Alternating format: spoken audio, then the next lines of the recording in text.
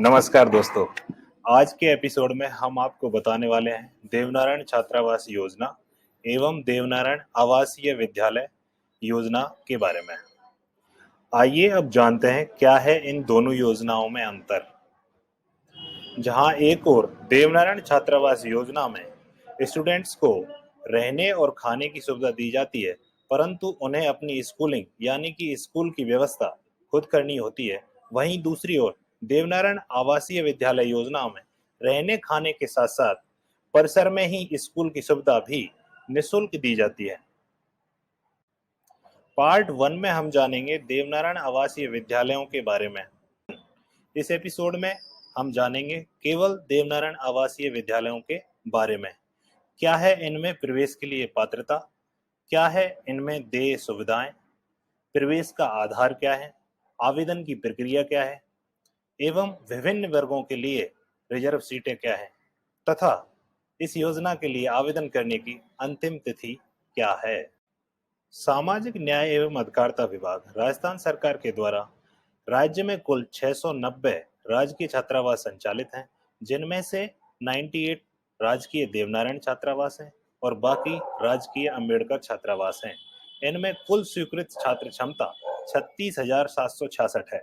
इसके अलावा राज्य भर में कुल 32 आवासीय विद्यालय संचालित हैं, जिनमें से 15 आवासीय विद्यालय देवनारायण आवासीय विद्यालय योजना के अंतर्गत आते हैं। आइए जानते हैं इनके बारे में।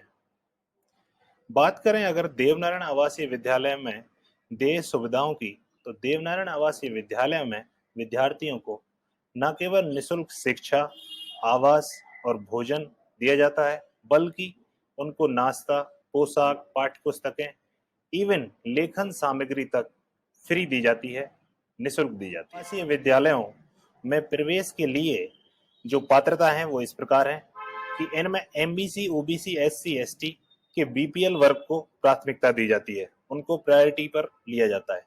उसके बाद में अगर सीटें खाली रहती हैं तो ऐसे छात्र छात्राएं जिनके परिवार की कुल वार्षिक आय 8 लाख रुपए से कम है, उनको इसमें एंट्री दी जाती है। और ऑब्वियसली सभी को राजस्थान का मूल निवासी। देवनारायण आवासीय विद्यालयों में प्रवेश पिछली कक्षा में अर्जित अंकों की मेरिट के आधार पर किया जाता है, परसेंटेज बेस पर किया जाता है। आवेदन की प्रक्रिया। आवासीय विद्यालयों में प्रवेश हेतु ऑनलाइन आवेदन प्रतिवर्ष आमंत्रित किए जाते हैं, जो कि sjms.rajasthan.gov.in पोर्टल पर आप जाकर देख सकते हैं। इसके अलावा आप अपने नज़दीकी देवनारायण आवासीय विद्यालय में संपर्क कर आवेदन की समस्त प्रक्रिया की जानकारी ले सकते हैं। मैंने आवासीय विद्यालयों की सूची संलग्न कर दी है, आप स्क्रीन पर देख सकते हैं। आइए अब बात करते हैं इन आवासीय विद्यालयों में रिजर्व सीटों के बारे में। अगर हम देवनारायण आवासीय विद्यालय योजना में रिजर्व सीटों की बात करें तो एमबीसी के लिए 60% सीटें रिजर्व हैं। इसके अलावा ओबीसी के लिए 10%, एससी के लिए 10%, एसटी के लिए 10% और ईडब्ल्यूएस के लिए 10% सीटें रिजर्व हैं। इसके साथ साथ आवासीय विद्यालयों में उपरोक्त आरक्षित वर्गों में स्थानीय जिले के 50% तथा अन्य जिले के लिए 50% स्थान आरक्षित होंगे। इसका मतलब क्या हुआ? मान लो कि आप आवासीय विद्यालय अमरपुर दौसा में आवेदन कर रहे हैं, तो उसमें जितनी भी सीटें हैं वहां पर 280 सीटें हैं और 280 में से 50% यानी कि 140 सीटें दौसा के अभ्यर्थियों के लिए रहेंगी और 140 सीटों पर ऑल राजस्थान में से किसी भी जिले का छात्र या छात्राएं प्रवेश ले सकता है।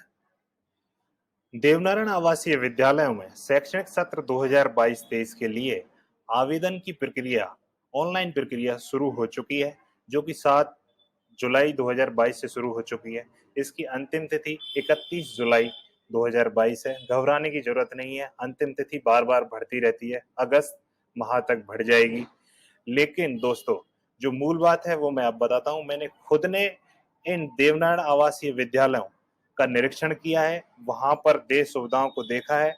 देवनारायण आवासीय विद्यालय अमरपुर का मैंने खुद ने निरीक्षण किया था, अमरपुर दौसा का, और वहां पर जो स्पोर्ट्स की सुविधाएं अवेलेबल हो, चाहे शिक्षा की सुविधा अवेलेबल हो, चाहे खाने पीने की व्यवस्था हो, चाहे रहने की व्यवस्था हो, वो एकदम उत्तम व्यवस्था है।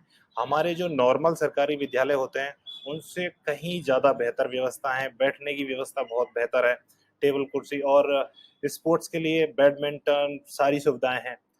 तो आप यकीन नहीं करोगे दोस्तों, ये बहुत ही एक अच्छा मौका है आपके बच्चों को इन आवासीय विद्यालयों में प्रवेश के लिए। और अगर आपके बच्चे की पिछली कक्षा में अगर अच्छे अंक हैं तो मेरिट के आधार पर सिलेक्शन लगभग हो ही जाता है। तो देर ना करें, अगर आवेदन नहीं किया है तो जल्दी से कर दें।